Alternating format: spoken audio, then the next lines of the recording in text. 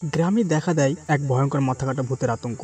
যে ভূত মডার্ন মেয়েদের একে একে তার রাজ্যে নিয়ে চলে যেত। এই ভূতকে আটকাতে মানুষ, ভূত এবং নেকড়ে এক হয়ে যায়। দুষ্টু মিষ্টি মজার কাহিনী নিয়ে আজকের এই গল্পটি। নতুন নতুন মুভির এক্সপ্লেনেশন পেতে দ্রুত চ্যানেলটিকে সাবস্ক্রাইব করুন। তো শুরু করা যাক আজকের গল্প। মুভির শুরুতেই গ্রামের সামনে স্ত্রীর ভাস্কর্য দেখানো হয়, যার পাশে লেখা ছিল স্ত্রী আমাদের রক্ষা করো। আর ভূত স্ত্রী এই লেখা পড়ে চলে যায়। তবে দেখা যায় রাতের বেলায় একটি মেয়ের ওপর মাথা কাটা একটি ভূত আক্রমণ করে এবং একটি পোর্টালের মাধ্যমে তার রাজ্যে তাকে নিয়ে চলে যায়। পরের দিন দেখা যায় রুদ্র নামের এক ব্যক্তির কাছে চিঠি এসেছে। যদিও সে ভেবেছিল তার নামে কোনো প্রেমপত্র এসেছে, তবে চিঠি খুলে সে অন্য কিছু দেখতে পায়। এরপর বিকিকে শ্রদ্ধা ডাক দেয়। বিকি প্রথমে ভাবে এটা তার কল্পনা, পরে আবার যখন শ্রদ্ধা তাকে ডাকে, এবার বিকি সত্যি মনে করে নেয় এবং তার কাছে আসে, কথা বলতে থাকে। এক পর্যায়ে রুদ্র এক চড় মেরে তার কল্পনা ভেঙে দেয় আর বলে, চড় যদি না দিতাম তাহলে হয়তো তুই আমাকে কিস করে বসতি। যাই হোক, এই চিঠিটা এসেছে আমার কাছে। চিঠির মধ্যে চান্দ্রী পুরাণের বিবরণ লেখা আছে। তবে এই সত্য তো তারা আগে থেকেই জানতো, কিন্তু এবার এরই সাথে আরো একটি কাগজে লেখা ছিল সে আসছে। তারা দুজনে চিন্তায় পড়ে যায় কে আসছে। এরপর দেখা যায় বিকির বাবা বিকিকে বিয়ের জন্য প্রেসার দিচ্ছে, তবে বিকি বিয়ে করতে রাজি হচ্ছে না। আসলে সে মূলত এখনো শ্রদ্ধার অপেক্ষায় আছে। বিকির গ্রাম থেকে স্ত্রী ভূতকে তাড়াতে শ্রদ্ধা নামের একটি মেয়ে সাহায্য করেছিল। সেখান থেকে শ্রদ্ধা নামের এই মেয়েটির সঙ্গে পরিচয় হয়। তবে স্ত্রী ভূতের কাছ থেকে যখন গ্রামবাসী মুক্তি হয়ে যায়, এরপর থেকে আর শ্রদ্ধার সাথে বিকির দেখা হয়নি। তাই আজও অপেক্ষায় রয়েছে বিকির শ্রদ্ধার পথে। বিকির বন্ধু বিট্টু একটি মেয়েকে পছন্দ করত। মেয়েটির নাম ছিল পিঙ্কি। পিঙ্কির আবার ঘুমের সমস্যা ছিল, যার জন্য ঘুমের আগে সে প্রায় সময় বিট্টুর গলায় গান শুনতে শুনতে ঘুমিয়ে যেত। আজকেও বিট্টু গান শুনিয়ে ঘুম পাড়িয়ে নিচে নেমে বিকির সাথে কথা বলছিল। তখন দেখা যায় পিঙ্কির ঘরে সেই মাথা কাটা ভূত ঢুকে পড়েছে। পিঙ্কির মনে হচ্ছিল ঘরের মধ্যে কেউ একজন আছে। ঘরের মধ্যে সিটির আওয়াজ হয়, যার জন্য পিঙ্কি আতঙ্কিত হয়ে যায়। এরপর হঠাৎ করে মাথা কাটা ভূতকে দেখতে পায়। পিঙ্কি চিৎকার করে দৌড়ে গিয়ে ওয়াশরুমের দরজা নক করে দেয়, আর সেই ভূত তো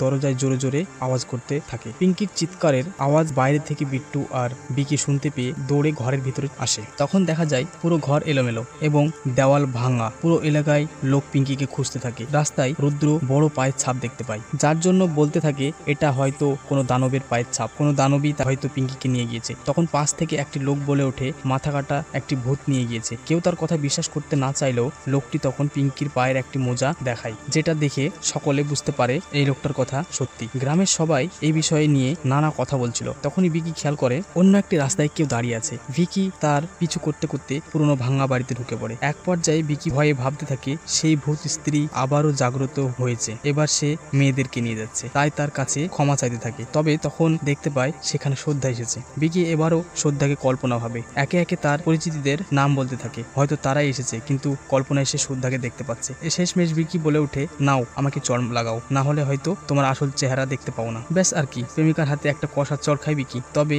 এত জোরে চড় খেয়েও বিকির মনে ব্যথা লাগে না, কারণ এটা তো তার প্রেমিকা ছিল। কত বছর পর না জানি দেখা তাদের। বিকি তো খুশিতেই শেষ। বিকি তার মনের কথা বলতে থাকে শ্রদ্ধাকে। শ্রদ্ধা তাকে থামিয়ে দিয়ে বলে, এসব কথা আমরা পরে আলোচনা করব, এখন জরুরি কথা বলতে এসেছি। এই কয়েকদিন গ্রামের যত মেয়ে গায়েব হয়েছে তাদেরকে কে নিয়ে যাচ্ছে তা আমি জানি। বিকি বলে, কে নিয়ে যাচ্ছে? শ্রদ্ধা বলে, সেই ব্যক্তি যিনি স্ত্রীকে মেরে ফেলার পর স্ত্রী ভূত হয়ে গেছিল। এই জন্য গ্রামকে যখন স্ত্রী ভূত ছেড়ে দেয় তখন সেই ব্যক্তি আবার চলে আসে। এরপর আমরা দেখি বিকি রুদ্র সাহেবের কাছে এসে চিঠির ব্যাপারে জিজ্ঞেস করছে, কারণ এই চিঠির মাধ্যমেই মাথা কাটা ভূতের উদ্ঘাটন করা যাবে। এই চিঠির মাধ্যমেই জানা যায় স্ত্রীকে হত্যা করেছিল চন্দ্রবান, যার শরীর ছিল দানবের মতো। সে খুব অহংকারী ব্যক্তি ছিল, আরামায়াসে জীবন চলতো তার। সে প্রচুর পরিমাণে মদ খেত। তার চিন্তা ভাবনায় মেয়েদের কাজ ছিল ঘর ঝাড়ু দেওয়া, রান্না বান্না করা, বাসন মাজা, এইসব। আর রাতে ভোগ্য জিনিস ছিল মেয়েরা। এই চন্দ্রবাণী এক কাপড়কে জ্যান্ত পুড়িয়ে মেরেছিল। তখন মৃত্যুর পর স্ত্রী ভূত হয়ে এসে চন্দ্রবানের গলা কেটে ফেলে এবং তার সহকর্মীদেরও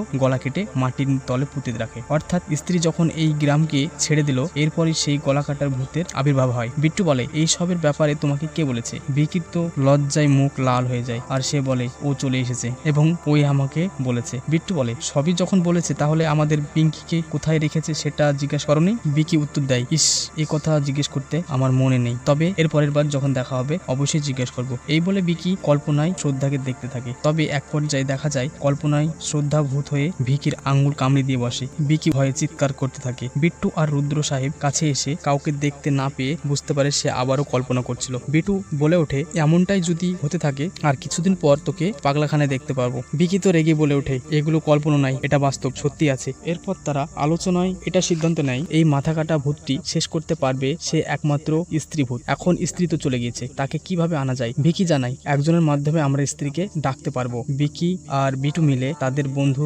জয়নাথের বাড়িতে যায় আর বলে, কত ফোন করছি তোকে, তুই কল রিসিভ করিস না কেন? তুই একমাত্র পারবি তাকে ফিরিয়ে আনতে, তোর মধ্যে এখনো তার কিছুটা শক্তি রয়ে গেছে। জয়নাথ বলে, কাকে আর কার শক্তির কথা বলছিস? এর মধ্যে ঘর থেকে আওয়াজ হয়, হয়তো কোনো মেয়ে লুকিয়ে রয়েছে ঘরের মধ্যে। সোজা সাপটা জয়নাথ শহরে পড়তে এসে এতটা চালাক হয়ে গিয়েছে এই বলে হাসাহাসি করতে থাকে তার বন্ধুরা। এক পর্যায়ে বলে, চল আমরা গিয়ে ভাবিকে দেখে আসি। রুমের মধ্যে গিয়ে দেখে সেখানে একটি ভয়ঙ্কর নেকড়ে। বিট্টু আর বিকি তো তাদের ভাবিকে দেখে ভয় শেষ। নেকড়ে সেখান থেকে চলে যায়। জয়নাথ বলে, দেখলি তো তোদের জন্য ও চলে গেল। বিকি বলে, এত সহজ সরল ছিলি তুই, কবে থেকে এত পরিবর্তন আসলো তোর? জয়নাথ বলে, সময়ের সাথে সাথে সবকিছুই পরিবর্তন হয়ে গিয়েছে। বিট্টু তখন বলে, তোকে স্ত্রীকে খুঁজে আনতে হবে। জয়নাথ তো ভয় পেয়ে যায়, বলে ওঠে, আরে তোরা পাগল হয়ে গেছিস, এটা কিছুতেই সম্ভব না। পরিস্থিতি বিপরীত দেখে বিকি বুদ্ধি করে জয়নাথকে বোঝায় স্ত্রীকে খোঁজার নাটক করতে হবে। এই নাটক রুদ্র সাহেবের আন্ডারে হবে। নাটক করার কথা শুনে জয়নাথ রাজি হয়ে যায়। এরপর বিকি বিট্টুর সাথে গ্রামে চলে আসে জয়নাথ। জয়নাথকে দেখে তার মা তো ভীষণ খুশি হয়ে যায়। তবে পরক্ষণে মনে পড়ে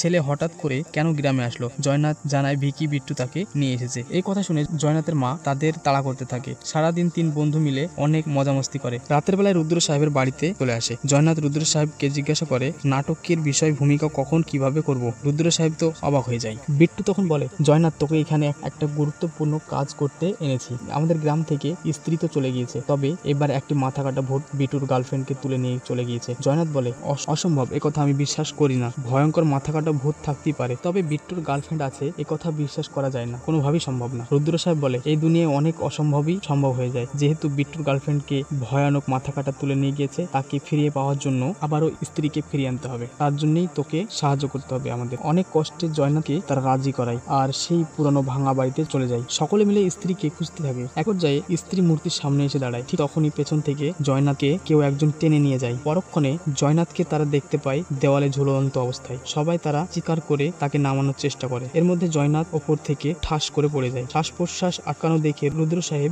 বড়িচ্ছি করে বলে, জয়নাথ আর নেই। বাকি দুই বন্ধু তো কান্নায় ভেঙে পড়ে। তবে দেখা যায় হুট করে জয়নাথ উঠে বসেছে এবং চিৎকার করে দৌড়ে পালাতে শুরু করে। মাঝখানে বিকি জড়িয়ে ধরে, বলে, তুই বেঁচে আছিস? আমরা তো ভয় পেয়ে গিয়েছিলাম। জয়নাথ বলে, এইসব কথা বলার এখন সময় না, ও আসছে। এলাকায় সবাই মিলে আলোচনা সভা বসায়। মহিলারা বলে ওঠে, স্ত্রী ভূতকে আটকানোর জন্য আমরা দেওয়ালে লিখতাম ও স্ত্রী কাল এসো। তাহলে এই পুরুষ ভূতকে আটকাতে কি আমরা লিখবো ও পুরুষ কালকে এসো? রুদ্র সাহেব বলে, আরে বোন, আমাদের স্ত্রী ভূত তো পড়ালেখা জানতো, সে পড়তে পারতো, কিন্তু এই মাথা কাটা ভূত অশিক্ষিত, সে তো ঘরের ভেতরে ঢুকে সবাইকে নিয়ে যায়। তবে হ্যাঁ, এখন পর্যন্ত সে সকল মেয়েদের নিয়ে গেছে। এদের মধ্যে একটা জিনিস কমন, সেটা হচ্ছে এই সকল মেয়েরা সবকিছুতেই সজ্জার, অর্থাৎ মডার্ন মেয়েদেরই টার্গেট করছে। এরপর থেকেই গ্রামের সকল মেয়েরা এই বিষয়ে অ্যালার্ট হয়ে যায়। গ্রামের সকল মেয়েরা ভিকিকে রিকোয়েস্ট করে, যেহেতু স্ত্রী ভূতকে বিকি তাড়িয়ে দিয়েছিল, এবারও যেন বিকি কোনো একটা ব্যবস্থা করে। বিকি তাদের কথার জালে ফেসে গিয়ে বাধ্য হয়ে রাজি হয়ে যায়। শ্রদ্ধাও তাকে মাথা কাটা ভূতের সাথে লড়াই করতে বলে। তখন ভিকি ভয়ে ভয়ে বলে, আরে আমি ওর সাথে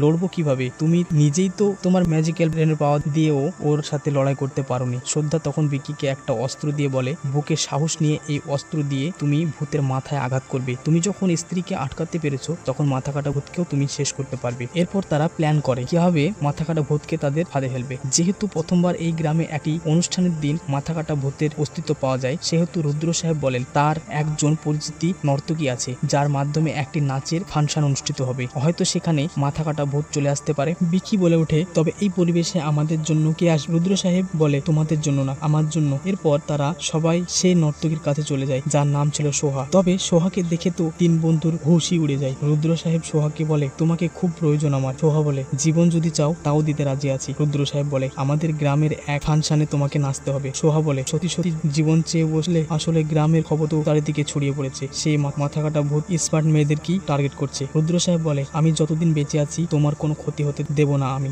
সোহা রুদ্র সাহেবের কথায় রাজি হয়ে যায় আর এলাকায় নাচের অনুষ্ঠান শুরু হয়। তবে সেই অনুষ্ঠানে শ্রদ্ধা ছিল না, কোনো একটা কাজে ছিল সে। সকলে মিলে তো মজামস্তি করতে থাকে। রুদ্র সাহেব জয়নাথকে বলে, চেষ্টা করে দেখো তো মাথা কাটা ভূত আসছে কিনা। জয়নাথ চোখ বন্ধ করেই দেখতে পায় মাথা কাটা ভূত চলে এসেছে, আশপাশে কোথাও আছে। এর মধ্যে কারেন্ট চলে যায়, সবাই আতঙ্কে পড়ে যায়। ভিকি সকল পুরুষ লোকে বলে সোহাকে চারিদিকে ঘিরে ফেলতে, আর ভিকি সামনের দিকে এগোতে থাকে। ছাদের উপর থেকে রুদ্র সাহেব আর জয়নাথ সবকিছু চুপচাপ দেখছিল। ভিকি সামনে এগিয়ে এপাশ ওপাশ কাটা মাথা না দেখতে পেয়ে দানবের শরীরকে জিজ্ঞাসা করে, আরে তোমার মাথা কোথায় গিয়েছে? মানে মাথা ছাড়া তুমি কিভাবে দেখছো? চলে যাও, তা না হলে কিন্তু আমি তোমাকে মেরে ফেলবো। এই বলে বিকি মারতেই যাবে তখনই দানবের মাথা সামনে আসে আর এক ঝটকায় বিকি নিচে পড়ে যায়। দেখা যায় সেখানে থাকা সকল ব্যক্তিকে দানবটি নিজের বশ করে নিয়েছে, যার জন্য সকল পুরুষ একে একে সরে যায় এবং সোহাগকে দানবটি সেখান থেকে টেনে হেঁচড়ে নিয়ে যায়। রুদ্র সাহেব দূর থেকে সবকিছুই দেখে, কিছুই না করতে পেরে সে বেহুশ হয়ে যায়। বিকির কাছে এরপর জয়নাথ চলে আসলে বিকি তাকে জানায় মাথা কাটা আমার সামনে আসে আর আমার চোখ যেন কেমন ঝাপসা হয়ে যায়। পরের দিন সকালবেলায় পুরো গ্রামের পুরুষরা এক হয়ে হেঁটে চলছে। জয়নাথ ও বিকি বিট্টুকে ডেকে বলে তোমার চোখে কি হয়েছে? বিট্টু বলে আমার চোখ খুলে গিয়েছে। জয়নাথ জানায় তোমার চোখ বদলে গিয়েছে। বিট্টু বলে তাহলে তোমরাও বদলে যাও আমার মতো, না হলে তোমাদেরও 12টা বেজে যাবে। রাত্রিবেলা দেখা যায় শ্রদ্ধা বিকির কাছে চলে এসেছে। বিকি দেখি জিজ্ঞাসা করে তুমি ঠিক আছো তো? আমি কত টেনশনে আছি, তুমি কালকে আসনি কেন? শ্রদ্ধা জানায় আমি মূলত মাথা কাটার এরিয়াতে ঢুকতে চেয়েছিলাম, ভেবেছিলাম মাথা কাটা ভূত যখন বাইরে থাকবে তখন আমি তার আন্ডারে থাকা সকল মেয়েদের মুক্তি দিয়ে দেবো, কিন্তু সেই এরিয়ায় ঢোকা আমার পক্ষে সম্ভব হয়নি। আমার কথা তুমি বিশ্বাস করো? বিকি বলে কিভাবে বিশ্বাস করি, আমি তোমার ব্যাপারে কিছুই জানি না, অথচ তুমি আমার ব্যাপারে সবকিছুই জানো, আমার পছন্দ কি অপছন্দ কি, আমি তোমাকে নিয়ে কতটা টেনশন করি ইত্যাদি। শ্রদ্ধা জানাই আমার পরিচয় দেওয়ার মতো সময় এখন নাই, আর দিলেও তুমি যেটা মেনে নিতে পারবে না। কিছু সম্পর্ক থাকে অন্যরকম, আতার সঙ্গে আতা টান, মনে করো আমার সম্পর্ক ঠিক তেমন। এর মধ্যে রুদ্র সাহেবকে নিয়ে জয়নাথ চলে আসে। যেহেতু চিঠির মাধ্যমে এই সম্পর্কে অনেক কিছু জেনে গিয়েছে, সেহেতু চিঠি কোন ঠিকানা থেকে এসেছে তারা সকলে মিলে সেখানে যায়। এখানে নতুন ক্যারেক্টার অক্ষয় কুমারকে দেখানো হয়। রুদ্র সাহেব বলে এই একমাত্র চন্দ্রবানের বংশের ওয়ারিশ যে কিনা এখনো বেঁচে আছে এই মেন্টাল হসপিটালে। যাই হোক, কথার এক পর্যায়ে বোঝা যায় মাথা কাটা ভূতকে অন্য কোথাও প্রতিহত করা যাবে না, তাকে শেষ করতে হলে তার রাজ্যে গিয়ে এই কাজ সম্পন্ন করতে হবে। তবে তার রাজ্যে জানোয়ার, ভূত, পুরুষ কিংবা মহিলা ঢুকতে পারবে না, আধা কোনো বস্তু হলে তারা যেতে পারবে। তখনই শ্রদ্ধা বুদ্ধি করে বলে আমি আর বিকি অবশ্যই যেতে পারবো। এখানে বিকিকে নানা ধরনের প্রশিক্ষণ দেওয়া হয় যাতে সে ভালোভাবে মাথা কাটা ভূতের সাথে লড়াই করতে পারে। অন্যদিকে দেখা যায় গ্রামের সকল পুরুষেরা নারীদের তালা বন্ধ করে তারা কোথাও একত্রিত হয়ে যাচ্ছে। রাত হয়ে গেলে সকলে মিলে মাথা কাটা ভূতের রাজ্যের সামনে আসে। তখন বিটু তাকে আটকালে তাকে বেঁধে রাখে। শ্রদ্ধা জানায় এই রাজ্যে ঢুকতে হলে আমাদের একসাথে মিলে কাজ করতে হবে। বিকি তো অন্য কিছুই ভাবে। তখন দেখা যায় বিকির শরীরের মধ্যে শ্রদ্ধা ঢুকে পড়েছে। এরপর দুজনেই সেই রাজ্যে প্রবেশ করে। বিকি তো খুশিতে আলতো ভাবে তার শরীরে স্পর্শ করে থাকে। শ্রদ্ধা দ্রুত বিকির শরীর থেকে আলাদা হয়ে যায়। ভয়ানক একটা পরিবেশ, চারিদিকে আগুনের লাভা ভরা। এরপর শ্রদ্ধা বিকিকে বলে তুমি সামনে এগিয়ে ওই মেয়েদের বাঁচাও, আমি তোমার সামনে যেতে পারবো না, কারণ মাথা কাটা ভূতের কাছে আমি স্ত্রী, কেননা স্ত্রীর সেই বিয়ানি আমার কাছে আছে, তাই এদের বাঁচাতে নিজেকে বলি দিতে হবে। তবে বিকি কথা মানতে না চাইলে শ্রদ্ধা নানাভাবে তাকে বোঝায়। তাই বিকি সামনের দিকে একাই এগোতে থাকে। সেখানে গিয়ে বিকি পিঙ্কি সোহাকেও দেখতে পায়। সোহার সামনে এসে তো গান করতে থাকে, তাদেরকে ডাক দেয়, তবে কাজ হয় না। হুট করে দেখতে পায় এই সকল মেয়েদের মুখ থেকে অদ্ভুত ম্যাজিক্যাল পাওয়ার বের হচ্ছে। এই কথা শ্রদ্ধাকে বলতে যাবে তখন খেয়াল করে শ্রদ্ধারও একই অবস্থা, তার মুখ থেকে ম্যাজিক্যাল পাওয়ার মাথা কাটা ভূত চুষে নিচ্ছে। বিকি এই সহ্য করতে না পেরে কোনো কিছু চিন্তা ভাবনা না করেই দ্রুত শ্রদ্ধার কাছে গিয়ে মাথা কাটা ভূতের মাথায় ছুরি দিয়ে দুভাগ করে ফেলে। বিকি তো খুব খুশি হয়ে যায়, মনে করে এখানে হয়তো কাহিনী শেষ। তবে দেখা যায় আরো কয়েকটি মাথা বেরিয়ে এসেছে। শ্রদ্ধা নিজের বিয়ানি দিয়ে আর বিকি নিজের হাতে দিয়ে যত সম্ভব এই মাথার সাথে লড়াই করতে থাকে, তবে কোনোভাবেই পেরে উঠছিল না। তখনই শ্রদ্ধা সেই তলোয়ারটি দেখতে পায় যে তলোয়ার দিয়ে চন্দ্রবানকে হত্যা করেছিল স্ত্রী। তাই দ্রুত বিকিকে বলে এই তলোয়ার দিয়ে মাথা কাটতে পারলে সবকিছু শেষ হয়ে যাবে। তাই বিকি তুমি দ্রুত মন থেকে তলোয়ার পাথর থেকে আলাদা করার চেষ্টা করো। বিকির তলোয়ার আলাদা করতে গেলে সে কোনোভাবেই পারছিল না। তখনই মাথা কাটা ভূত তাকে তাড়া করলে সে একটি পাথরের মধ্যে লুকিয়ে পড়ে। অন্যদিকে মাথা কাটা শ্রদ্ধার উপর আক্রমণ করে বসে। তখন সেখানে নেকড়েটি চলে আসে। এটা আসলে ইচ্ছাধারী নেকড়ে ছিল, যার পাওয়ার অনেক। এই নেকড়ে একে একে সব মাথাকে প্রতিহত করে ফেলে। তখনই মাথা কাটা সেই দানবীয় শরীর চলে আসে, নেকড়েকে এক ঝটকা দিয়ে ফেলে দেয়। শ্রদ্ধা তার বিয়ানি দিয়ে এই দানবকে আটকানোর চেষ্টা করে। অন্যদিকে বিকি ছুরি দিয়ে আঘাত করে, কিন্তু ছুরির 1 ইঞ্চিও দানবের শরীরে প্রবেশ করে না। মাথা কাটা ভূত যখন বিকিকে ফেলে দিয়ে শ্রদ্ধার গলা চেপে ধরে, শ্রদ্ধা কষ্টে মা বলে চিৎকার করে ওঠে। তখনই স্ত্রী সেখানে চলে আসে। স্ত্রী মাথা কাটা ভূতের সাথে লড়াই করতে শুরু করে। অন্যদিকে শ্রদ্ধা বিকিকে বোঝায় এই অস্ত্র শুধুমাত্র তুমি বের করতে পারবে, আর এই অস্ত্র দিয়ে শত্রুর মোকাবিলা করতে হবে আমাদের। শেষমেশ বিকি মন থেকে অস্ত্রটি ধরার সাথে সাথেই পাথর থেকে বেরিয়ে আসে। অস্ত্রটি বিকি স্ত্রীর কাছে ছুড়ে দেয়, আর স্ত্রী অস্ত্রটি নিয়ে এই মাথা কাটা ভূতের বিনাশ করে। সাথে সাথে গ্রামের সব মানুষ স্বাভাবিক হয়ে যায়। আর দেখা যায় স্ত্রীকে শ্রদ্ধা বলছে মা তুমি এখান থেকে চলে যাও। এরপর সেই রাজ্য থেকে একে একে সোহা, পিঙ্কি আরো অনেক মেয়ে বেরিয়ে আসে। পরের দিন শ্রদ্ধা বিকিকে জানায় এই স্ত্রী তার মা। বিকি বলে স্ত্রী তো অনেক আগেই মারা গেছে, তাহলে তুমি এত বছর? শ্রদ্ধা বলে হ্যাঁ, আমিও একটা আত্মা, আমি আমার মায়ের আত্মার মুক্তি দেওয়ার জন্য এই গ্রামে এসেছিলাম। বিকি বলে কোনো সমস্যা নেই, আমরা অ্যাডজাস্ট করে নেব, তারপরে তুমি আমাদের কাছে থেকে যাও না প্লিজ। কিন্তু শ্রদ্ধা জানায় এটা সম্ভব না, তুমি আমাকে মন থেকে স্মরণ করলেই আমি তোমার সাথে আবার দেখা করব। আর সবশেষে বিকির কানে শ্রদ্ধা তার আসল নাম বলে দেয়। অপরদিকে দেখা যায় অক্ষয়ের কাছে মাথা কাটা ভূতের অক্ষয়ের অস্থির শেষ কৃত্যের ঘটিটা এসেছে। ঘটির মুখ খোলার সাথে সাথে সম্পূর্ণ অক্ষয়ের শরীরে প্রবেশ করে আর অক্ষয় দানবের রূপে ভয়ঙ্কর ভাবে রূপান্তরিত হয়। মুভির শেষে আমরা দেখি নেকড়ে নিজের আসল রূপে ফিরে এসেছে এবং সেও শ্রদ্ধার প্রেমে পড়ে গিয়েছে। আর এখানেই শ্রদ্ধাকে নিয়ে দুই নায়কের কল্পনার রাজ্যে এনজয় করতে থাকে। তো বন্ধুরা, মুভিটা ভালো লাগলে অবশ্যই লাইক, শেয়ার, কমেন্ট এবং সাবস্ক্রাইব করবেন। ধন্যবাদ।